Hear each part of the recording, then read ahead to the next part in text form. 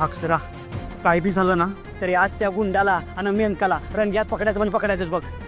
पण अक्षरा, मी काय म्हणतोय, आपण हे समज करतोय पण आपल्या हाती काहीतरी लागेल ना. लागेल लागेल, काहीतरी हाती लागेल. आपण इतके प्रयत्न करतोय. कधी कधी असं वाटतं की सरळ जावं आणि त्या मेनकाचं माइंड पुढेच धरावं आणि ना त्याच्याकडे समज खरं खरं ओढवून घ्यावं. असं करून नाहीच चालणार आपल्याला. आपल्याला काही झालं तरी कायदा हातात घ्यायचा नाहीये.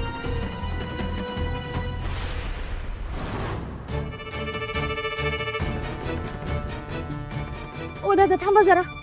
हा थांबा. दादा थांबवा थांबवा.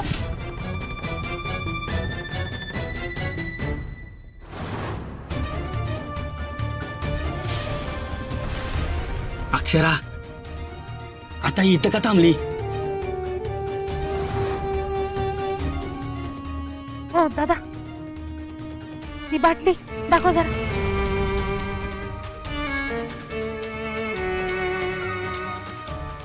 उंदीर मारण्याचं औषध घेते. हा, झालं. आता हिचं ना हे नवीन नाटक. हिला आता कोणी विचारलं ना की तू घराच्या बाहेर का गेली होतीस, ही सांगणार घरामध्ये ना लई उंदीर झाले होते म्हणून त्यांना मारण्यासाठी औषधांना गेली होती म्हणून. हे दिसतंय ना तितकं साधा नाही. हा, तिच्या डोक्यात काहीतरी वेगळंच शिजतंय. हा प्लॅन खूप मोठा असू शकतो. अगं अक्षरा, प्लॅन? आता उंदीर मारायचं औषध घेऊन काय प्लॅन करणार आहे ही? उंदीर मारण्याच्या औषधाचा वापर माणसांवरही होऊ शकतो. काय म्हणजे ही कोणाला बी मारू शकते होय? ती तिच्या प्लॅन मध्ये पकडली जाऊ नये म्हणून ती कोणाचा जीवही घेऊ शकते, हे लक्षात ठेवा. बापरे, लय डेंजर वाटते मेनका. असेल ती डेंजर, पण मी तिला असं सोडणार नाही. किती? 100 रुपये.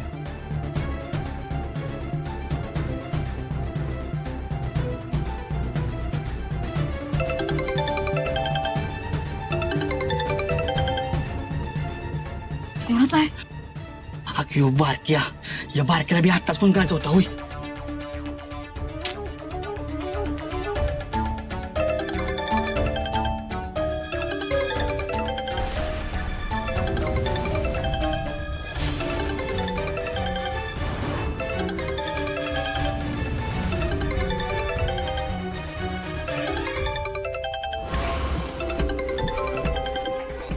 उचला पटकन, तिला रिंग ऐकू आली ना तर सावध होईल ती. होय होय होय. ही बारक्या, मी तुला नंतर फोन करतो. हा, टू कामात आहे मी. ठेव. दादा चला चला पटकन चला. दादा चला पटकन.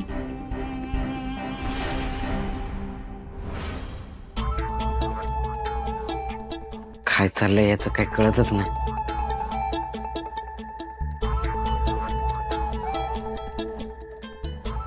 यो मेनकाच्या गावचा माणूस आहे, पण ह्याचं चित्र सुंदरनं त्याच्या खोलीत का ठेवलं असं?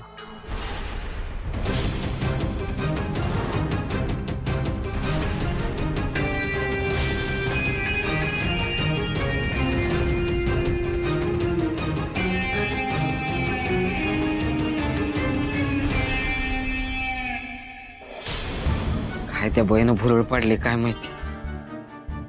बहिणीसारखी घरात लक्ष्मी असताना त्यांना डावलून त्या बाईच्या नादी लागले. ह्या माणसाला मध्यस्थी घेऊन सुंदरला अडकवायचा काहीतरी प्रयत्न असणार आहे. नाही, हे असं काहीतरी घडण्याआधी सुंदरला सावध केलं पाहिजे. मी जाऊन वहिनींना सांगतो. वहिनींना सांगायलाच पाहिजे.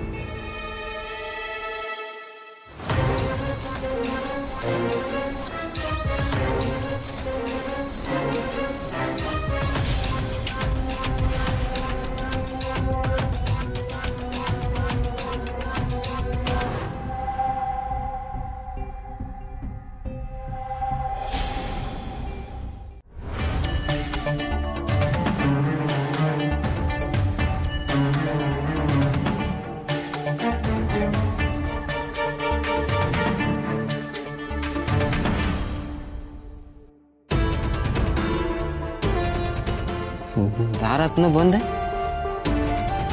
वहिनी तर आतच असतील ना. आई मी चुकले. मी वाटेल ते बोलले जीजूंना. त्यांना कशी काय ओळखू नाही शकले मी. तरास तर मला भी होतोय शरू. माझ्या पोटचं पोर असून मी ओळखायला कमी पडले. माझ्याच संस्कारांवर मी विश्वास ठेवला नाही. तू तर सुंदरला नुसतं बोललीस शरू. मी तर त्याच्या नावाची आंघोळ करून मोकळी झाले. पर हे समजा आपण सुंदरबाईच्या प्रेमापोटीच केलं ना. मग सुंदर वाया जाऊ नये म्हणून वागलो ना आपण असं. आई पण ते वाया जाणारच नाही, चुकीचं पाऊल उचलणारच नाहीत हा विश्वास आपल्याला हवा होता ना. तिथे कमी पडलो आपण. खरं आहे तुझं. नाहीतर सुंदर आणि अक्षरा हे आपल्यापेक्षा लई जास्त हुशार आहेत असं म्हणूया. बघ की मेनकाचं खरं रूप बाहेर यावं म्हणून त्या दोघांनी आपापसात खोटं खोटं बांधायचं ठरवलं. त्यांच्या या खोट्या बांधण्याच्या जाळ्यात मेनका तर अडकलीच, पण आपण बी फसलो. म्हणून तर आपण त्यांना असं उलट सुलट बोललो. पर त्या दोघांनी तरी बी हे नाटक किती छान वठवलं. अगं एकदा तर म्हण सुंदरनं दारू पिऊन यायचं नाटक केलं.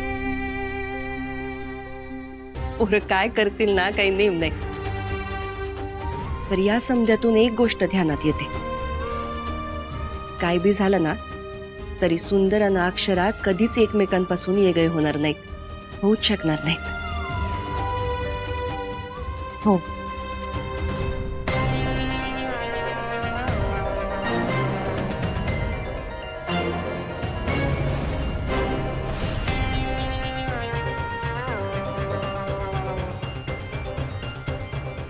आता फक्त मेनकानं ज्याला हाताशी घेऊन हा सगळा डाव रचलाय ना तो माणूस सापडला पाहिजे.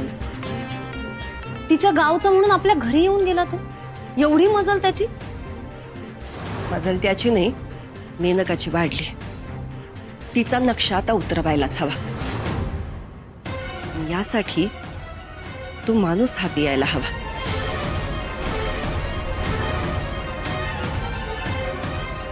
एकदा का तो सापडला ना का बघूच या मेनका स्वतःला कशी वाचवते ते.